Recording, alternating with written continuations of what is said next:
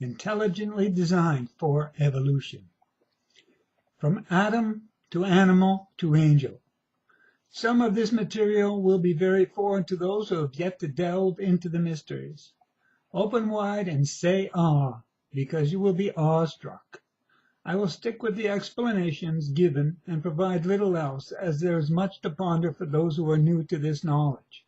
A full presentation will provide for the opportunity of expanding on this knowledge and so much more.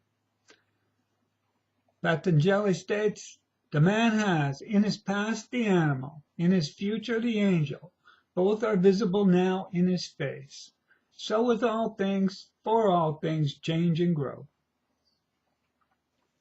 In Isis Unveiled, Blavatsky states, he, man before becoming such, will pass successively through plants, worms, insects, fish, serpents, tortoises, cattle, and wild animals. Such is the inferior degree. She further states, unless we want to believe the unphilosophical dogma of a specially created soul for every human birth, a fresh supply of these pouring in daily since Adam, we have to admit the occult teachings. When we look into ourselves as a human being, we see the human being is made of non-human cells only. We have the mineral element in us. We have the vegetable element in us. And we have the element of animal in us. Not only we have human ancestors, but we also have animal ancestors and vegetable ancestors and mineral ancestors. Our ancestors do not belong to the past. They belong to the present. Dr. Thwan. All beings below man seek entrance into the world through the physical body of man. A physical body is a necessity for the development of mind. Without a physical body, man cannot become immortal. Races beyond man wait until mankind can produce wholesome, healthy bodies before they incarnate to assist humanity in their evolution. Percival. For beings, a human birth is hard to win. Then manhood and holiness. Then excellence in the path of wise law. Hardest of all to win is wisdom. Discernment between self and not self. True judgment. Nearness to the self of the eternal and freedom are not gained without a myriad of right acts in 100 births. If one strives not after freedom, he is a fool. He, suicidal, destroys himself by grasping after the unreal, Maya. Who is more self-deluded than he who is careless of his own welfare after gaining a hard-won human birth?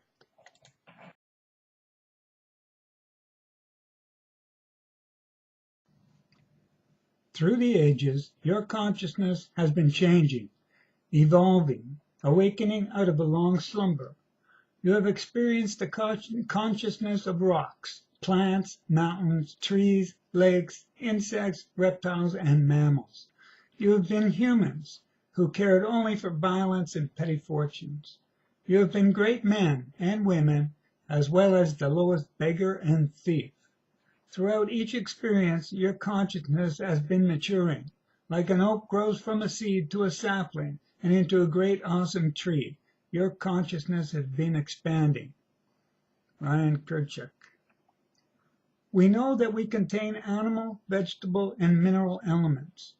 And we also know our fetus goes through all the stages from our consciousness as animal, vegetable, and mineral, as well as the many human forms we have taken to reach our current state of awareness at birth. The individual cycle of evolution, the long and winding road.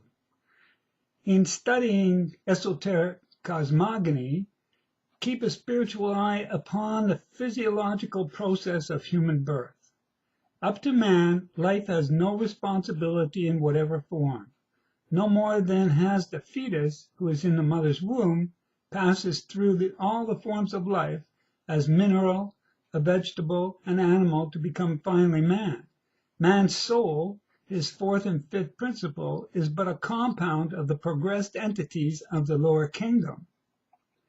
The superabundance or preponderance of one over another compound will often determine the instincts and passions of a man, unless these are checked by the soothing and spiritualizing influence of his sixth principle. Yet it existed without any increase or decrease ages on ages before it worked its way onward, through and in the womb of Mother Nature, as it works now in its earthly mother's bosom.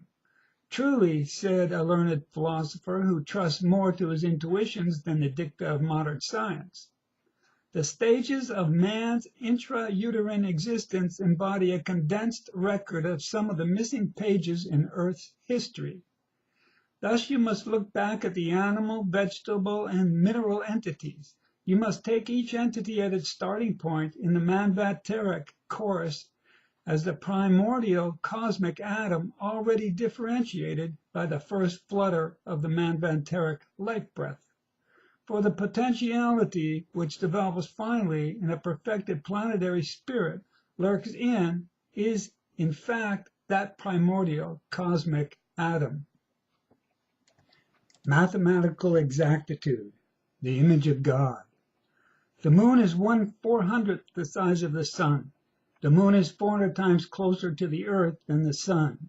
The moon is rotating at a rate of 400 kilometers per earth day, etc., etc. But did you know these twin heavenly bodies are transmitting a powerful and profound message to us? A message crafted by some cosmic intelligent life form? A message about our universe, our world, and ultimately ourselves. W.L. Wilmhurst. W.Q. Judge states, for Atman is the sun, the moon also it is, and the whole collection of stars is contained within it. As was taught of old, the little worlds and the great are copies of the whole, and the minutest insect, as well as the most highly developed being, are replicas in little or in great of the vast inclusive original. Hence sprang the saying, as above, so below, which the Hermetic philosophers used. As above, so below, as within, so without. Man is the measure of all things great and small. Humans are intelligently designed according to the cosmic measure. We are created in the image of God. We are the yardstick for our cosmos. Protagoras. That would mean we are a fractal of God and will become a God. Is there as much below us as above us? Perhaps, but as above, so below can be confirmed regardless of our positioning. And so of the zodiac. As our acquaintance, through devotion and endeavor, with the journey of our own sun through our own human zodiac grows better, we will learn the meaning of the great pilgrimage of the earthly luminary. For it is impossible in this study to learn a little of ourselves without knowing more of the great system of which we are a copy. W.Q. Judge. What do you want to be when you grow up? What do you want to be when you grow up? When I grow up, I want to be a planet or a solar logos and have my own solar system. You can ascertain from the previous slides that the Mother Earth is just a greater mass of atoms than our mass, but we are made of the same mold. Schwaller states, every natural object in the universe is a hieroglyph of divine science. Each animal, each species of plant, each mineral group is a stage in the process of becoming aware of the cosmic cause, culminating in the complete organism of human man, the microcosma, man in his image. The law of analogy. Not only are the complexities of the brain and cosmic web actually similar, but so are the structures. The universe may be self-similar across scales that differ in size by a factor of a billion. The total number of neurons in the human brain falls in the same ballpark of the number of galaxies in the observable universe. A computing device with the memory capacity of the human brain can reproduce the complexity displayed by the universe at its largest scales. Christoph Koch, who is a scientist who studies the brain. The ancients believed that the theory of man's being made in the image of God was to be understood literally. They maintained that the universe was a great organism, not unlike the human body, and that every phase and function of the universal body had a correspondence in man. The most precious key to wisdom that the priest communicated to the new initiates was what they termed the law of analogy. Therefore, to the ancients, the study of the stars was a sacred science, for they saw in the movements of the celestial bodies the ever-present activity of the infinite Father. Manly P. Hall. An atom, an angel, and a god. From gods to men, from worlds to atoms, from a star to a rushlight, from the sun to the vital heat of the meanest organic being, the world of form and existence is an immense chain whose links are all connected. The law of analogy is the first key to the world problem, and these links have to be studied coordinately in their hidden relations to each other. Everything in nature has to be judged by analogy. In order to become a divine, fully conscious God, i.e., even the highest, the spiritual primeval intelligences must pass through the human stage. And when we say human, this does not apply merely to our terrestrial humanity, but to the mortals that inhabit any world. To those intelligences that have reached the appropriate equilibrium between matter and spirit, as we have now, since the middle point of the fourth root race of the fourth round was passed. Each entity must have won for itself the right of becoming divine through self-experience. Blavatsky. Man, the microcosm, the universe, the macrocosm. Hermes Trismegistus states, the universe is from God, and man is from the universe, which means the macrocosm is a reflection of deity, and man is an image of the macrocosm.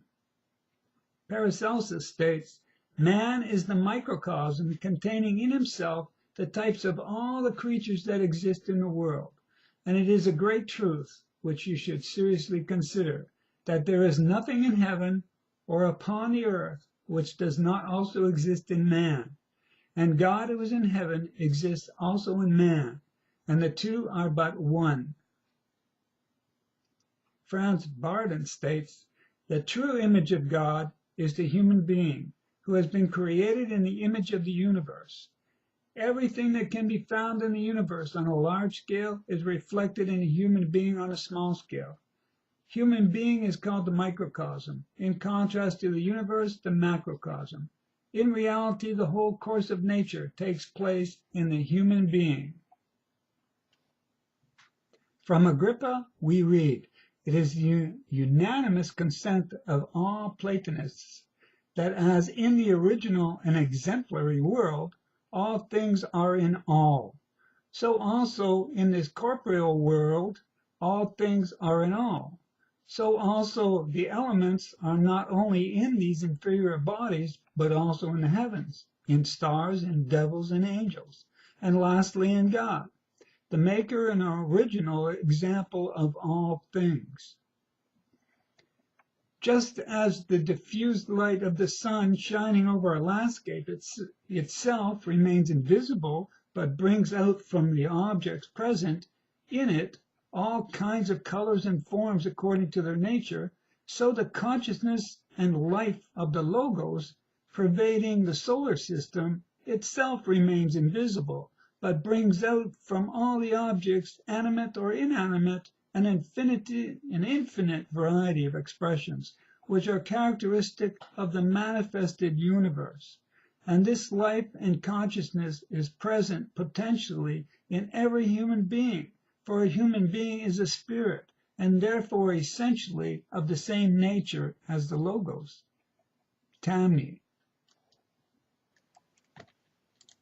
States of consciousness in the sea of Maya. Creation is a process without beginning and without end. There are multiple forms, and we will clothe ourselves in multiple forms and multiple worlds to inhabit. But first we must secure our fate in this world. In the Mahatma letters it states, "Go on saying, our planet and man were created, and you will be fighting against hard facts forever, unable to ever grasp the whole. But once admit that our planet and ourselves are no more creations than the iceberg now before me, that both planet and man are states for a given time, that their present appearance, geological and anthropological, is transitory and but a condition concomitant of that stage of evolution at which they have arrived, and all will become plain." The iceberg has no creator. It is a condition of water. Every atom, every galaxy, every insect, every human being, every creature, visible and invisible, is but a state of the one sea. By analogy, all are but different states of the one, in the same sense that steam, water, and ice are different states of H2O. Other beings in the universe. There must be beings in the universe whose intelligence is as much beyond ours as ours exceeds that of the black beetle, and who take an active part in the government of the natural order of things. Such intelligences were once human, and came, like all of us, from other and previous worlds, whereas varied experience had been gained as is possible on this one. We are therefore not appearing for the first time when we come upon this planet, but have pursued a long and immeasurable course of activity and intelligent perception on other systems of globes. The brighter planets, such as Venus, are the habitation of still more progressed entities, once as low as ourselves, but now raised up to a pitch of glory incomprehensible by our intellects. W. Q. Judge.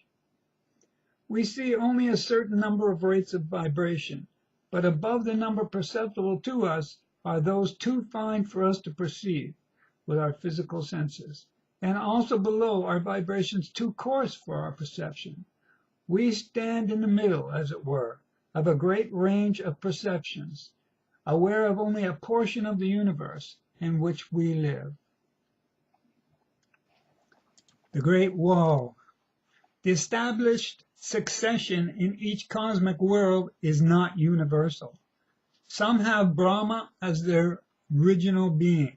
Some have Vishnu as the first protector of creation. Some have others as lords of offspring. Some have creatures without protectors. Some have various lords of creation. Some are inhabited by animals alone. Some are filled with a single ocean. Others are without population. Some are unbroken like a body of rock. Some are inhabited by vermin alone. Some consist of divinities alone. Some are inhabited by men. Some ever abound in darkness and have creatures of such a nature. Some ever abound in light and have creatures of such a nature. Some are filled with flies. Others have interiors ever empty, with creatures whose essence is empty movement. Others are filled with such an alien creation that in this world they cannot even enter the imagination.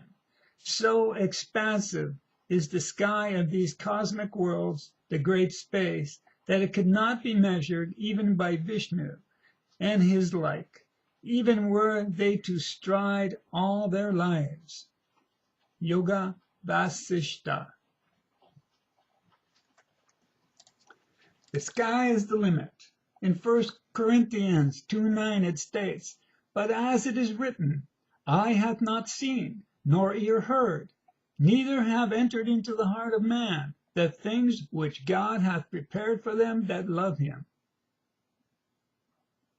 Walter Russell states, all men will come to me in due time, but theirs is the agony of waiting. The self of matter and the self of spirit can never meet. One of the twain must disappear. There is no place for both. The future state and the karmic destiny of man depend on whether Manas gravitates more downward to Kamarupa, the seat of animal passions, or upwards to Buddhi, the spiritual ego, by H.P. Blavatsky. So, when you tire of the holy man, rocker man, queenie, joker man, spider man, or blue-eyed meanies of the world, perhaps you will tend your evolution of consciousness. The sky is the limit.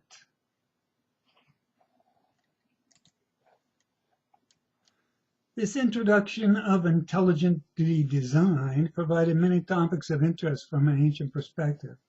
Science is now just beginning to catch up. The topic goes much deeper and could take years to explore. A full presentation will provide a deeper perspective of who you are, where you come from, why you are here, and where you might be going. It will include multiple perspectives from scientists, mystics, sages, occultists, Christians of the West, and those from Tibet, India, and China from the East. Not just perspectives, but new scientific information which confirms many of the truths that have been put forward even in this short introduction. Anyway, love and light. Have a great day.